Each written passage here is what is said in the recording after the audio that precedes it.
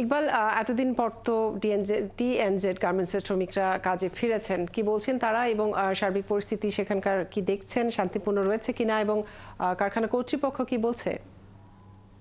যদি আপনার জানা আছে যে ঢাকা ময়মনসিংহ মহাসড়ক 3 দিন ধরে অবরোধ করে রেখেছিল এই কারখানার শ্রমিকরা তাদের বকেয়া বেতনের জন্য। শ্রমিক পক্ষ, মালিক পক্ষ এবং শ্রম মন্ত্রণালয়ের সাথে তারপরে যে ত্রিপক্ষীয় চুক্তি হয় সেই চুক্তি সমঝোতা চুক্তি অনুযায়ী এর মধ্যে শ্রমিকদের 1 মাসের বকেয়া বেতন পরিশোধ করা হয়েছে। আর বকেয়া বেতনের আংশিক পেয়ে শ্রমিকরা, কর্মচারীরা খুশি, তারা কাজে যোগ দিয়েছেন।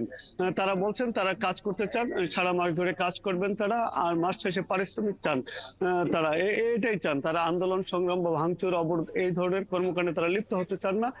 তারা যেহেতু আংশিক বেতন পেয়ে গেছেন সেই জন্য তারা খুশি মনে আজ সকাল থেকে দলে দলে কারখানায় এসে যোগ দিয়েছেন, উৎপাদন কার্যক্রম চালিয়ে যাচ্ছেন। আর কারখানার যে মালিক পক্ষ তারাও বলছেন তাদের যে বিশেষ সংকট সৃষ্টি হয়েছিল, সংকটের কারণে তারা মাঝখানে কিছুদিন বেতন ভাতা দিতে পারেননি। তবে এই যে বেতন দেওয়া হয়েছে সেটা কিন্তু কাজ না করিয়ে দেওয়া হয়েছে, অর্থাৎ 2-3 মাস যাবৎ কারখানায় কোনো উৎপাদন কার্যক্রম চলছিল না। এর কারণে গ্যাস লাইন বন্ধ ছিল, বিদ্যুৎ সংযোগ বিচ্ছিন্ন ছিল। তারপরেও শ্রমিক আন্দোলনের মুখে এবং শ্রমিকদের স্বার্থে কারখানার আগামী দিনের যে কার্যক্রম সেটা টিকিয়ে রাখার স্বার্থে শ্রমিকদের আংশিক বেতন দেওয়া হয়েছে। কারখানা কর্তৃপক্ষ মনে করছেন, বিশেষ করে কারখানার যিনি চেয়ারম্যান রয়েছেন বর্তমান হেদায়েতুল হক, তিনি বলেছেন যে তাদের উৎপাদন কার্যক্রম এবং রপ্তানি কার্যক্রম পুরোপুরি স্বাভাবিক রাখতে চান, সেই জন্য তাদের প্রস্তুতি রয়েছে, তাদের অর্থেরও তাদের সংকট নেই।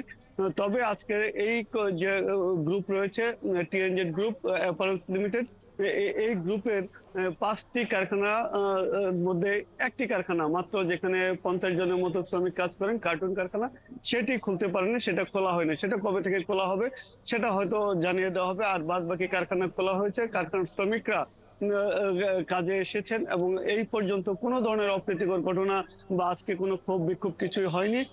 আইন শৃঙ্খলা এখন বাহিনী পর্যন্ত সেখানকার পরিবেশ স্বাভাবিক রয়েছে।